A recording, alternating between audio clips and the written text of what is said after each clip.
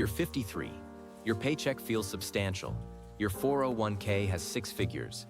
You've heard the retirement math works if you're disciplined. But when you actually run the numbers, something shifts. The years remaining are fewer than you thought. Healthcare costs before Medicare are bigger than you calculated.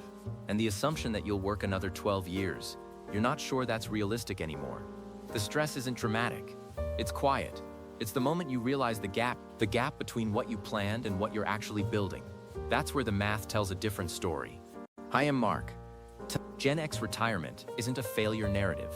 It's an exposed illusion. You've been told you're in the sweet spot. Enough earning years left. Enough time for compounding. Fewer restrictions than millennials. Less regret than boomers. But that positioning assumes something critical, that you're using every structural advantage available. Most Gen X aren't, and the cost of that gap is substantial. The first layer is what you think you have. Your gross salary. Let's use a real number. $95,000 annually. That's solid middle-class Gen X income. Not rich, but reliable. When you tell people your number, it sounds comfortable. It sounds like retirement is within reach. Here's what actually arrives. $62,000 take-home. Before mortgage. Before healthcare. Before the gap appears. Federal tax burden hits first at $95,000. You're in the 22% bracket federally. That's $2,900 monthly in federal withholding. State tax varies dramatically. New York or California pulls an additional 9%, other states pull nothing. Let's assume a middle state at 5%. That's $475 monthly additional. Payroll tax takes 15.3% combined, but you only see half, 7.65% from your check. That's $606 monthly. Notice the speed the number collapsed, and you haven't lived yet. Now the second layer, the benefits you don't see as costs. Health insurance for a family in 2024 averages $400 to $600 monthly through employer plans. Most Gen X people think this is subsidized. It is. The employer covers 60 to 70%, but the full cost is real. You're still carrying the burden.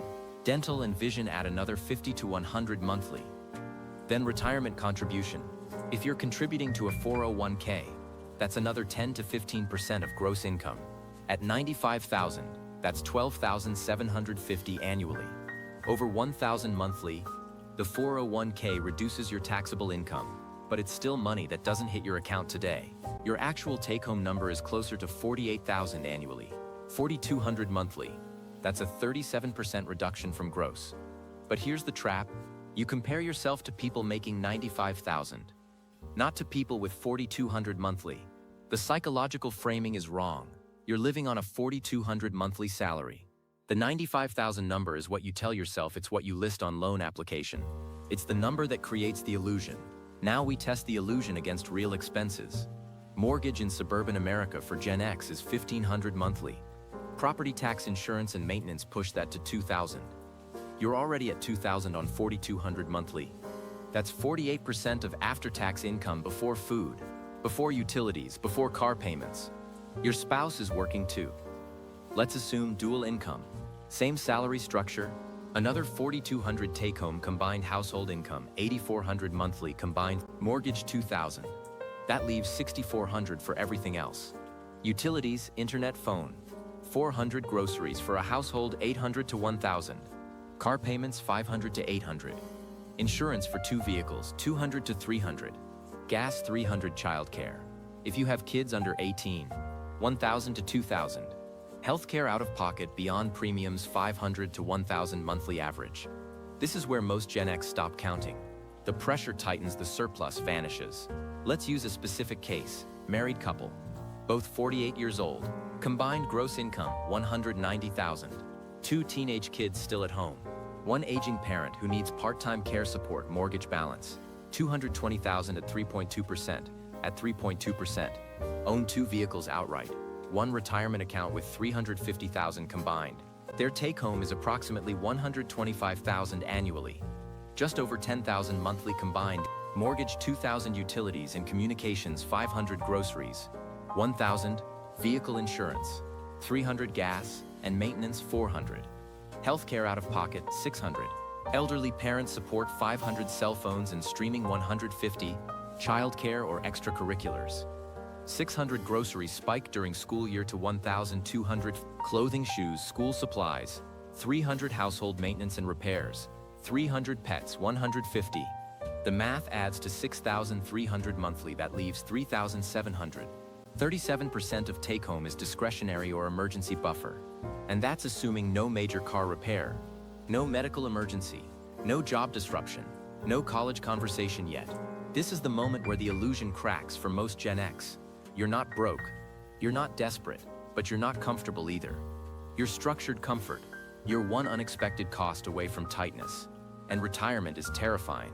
Social Security at full retirement age for this couple is approximately $3,600 monthly combined, $3,600 on a lifestyle built for $10,000. The math doesn't work unless something changes.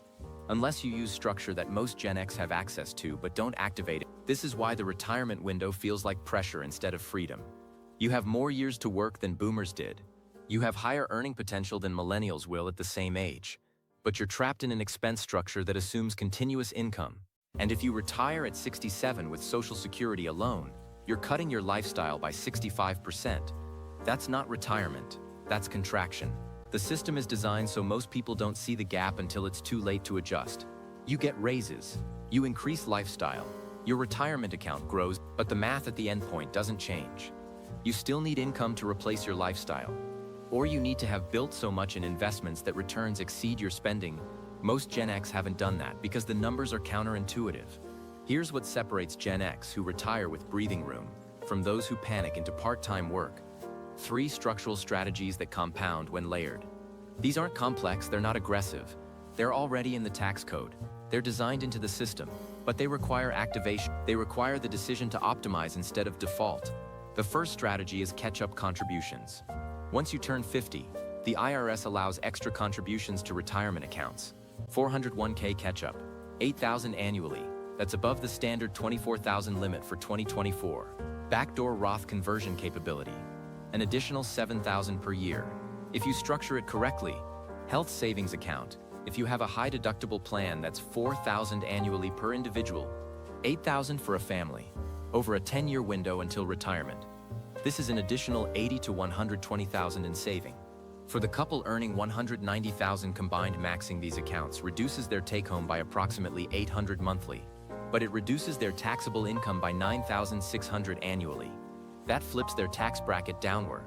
Their effective federal rate drops from 22% to 20%. The state tax reduction is another $500. Over 10 years, the tax savings alone offset 70 to 80% of the contribution reduction. You're saving money while you save money. The illusion is that you can afford it. The reality is that you can afford not to. The second strategy is income optimization through structure. If either spouse does any self-employment work, the traditional sole proprietor structure is expensive. All net income is subject to self-employment tax, 15.3%. An S-Corp election changes the game. You pay yourself a reasonable W-2 salary for the work performed. That salary is subject to payroll tax, but your profits are taken as dividends. Dividends avoid the second layer of self-employment tax. The math: if you have $30,000 in side business income, sole proprietor costs you $4,600 in self-employment tax. S-Corp election costs you $2,000 to $2,500. The savings is $2,000 to $2,400 annually. Over 10 years, that's $20,000 to $24,000 in tax savings. And that's on $30,000 income. Higher income scales the savings dramatically. For someone with $100,000 in self-employment income, the savings is $8,000 to $12,000 annually. Most Gen X have some side income, consulting, freelance work, a rental property. The default structure leaves taxes optimized for the government, not for you. The S-Corp election requires Form 2651s. Total cost $500 to $2,000 annually in accounting. The savings exceed the cost within 1 year in most cases. 10 years of this optimization is substantial for retirement projection. The third strategy is Social Security timing. This is where the pressure converts to leverage. Full retirement age for Gen X is 66 to 67 depending on birth year. Claiming at 62 reduces your benefit by 30%. Claiming at 70 increases your benefit by 24 to 32%. For someone with a full retirement age benefit of $2,400 monthly, the difference between claiming at 62 and 70 is $875 monthly. Over 20 years of retirement, that's $210,000 additional income. Over 25 years, that's $263,000. The bet is that you live past 82. If you live to 85, delayed claiming wins by $140,000. If you live to 90, delayed claiming wins by over 400,000. For a couple, both Gen X with combined full retirement age benefits of 4,400 monthly, the difference between claiming at 62 and 70 is 1,550 monthly. At peak, over 25 years, that's 465,000 additional. This is inflation-adjusted income. This is income that doesn't require portfolio risk. This is guaranteed money that grows with your longevity. The stress for Gen X is that you don't know if you'll live to 85, you don't know if you'll work until 70. The psychological pressure is real, but the math is also real. Most Gen X will live past 82. If you have health indicators suggesting you will, delayed claiming is financial leverage that very few people take. These three strategies, when combined, change the retirement trajectory. The couple earning 190,000 combined, implementing all three, an additional 10,000 to 15,000 annually in tax optimization over the next decade. At 6% returns, that's 170,000 to 230,000 additional in retirement accounts. And that's before the Social Security timing leverage kicks in. When it does, the difference in lifestyle is approximately 800 to 1,200 monthly. That's a 20% difference in retirement income. The gap between knowing about these strategies and not knowing is not luck. It's not complicated financial advice that requires an expensive advisor.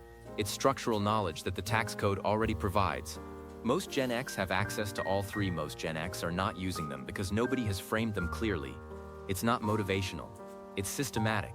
It's leverage that already exists. The reason Gen X doesn't feel confident about retirement isn't because you're behind, it's because the math hasn't been stress tested against these tools. Once it is, the pressure change. It doesn't disappear, but it shifts from desperation to optimization. That's the reality. The tools exist. The time remains. The generation is positioned to use both. But positioning and activation are different. Activation requires the decision to optimize today instead of hope later. Most people choose hope. The ones who choose activation are the ones who retire with breathing room instead of contraction. That's not judgment. It's math. If you want the framework for testing your specific number against these three strategies, subscribe. That's what the next video covers.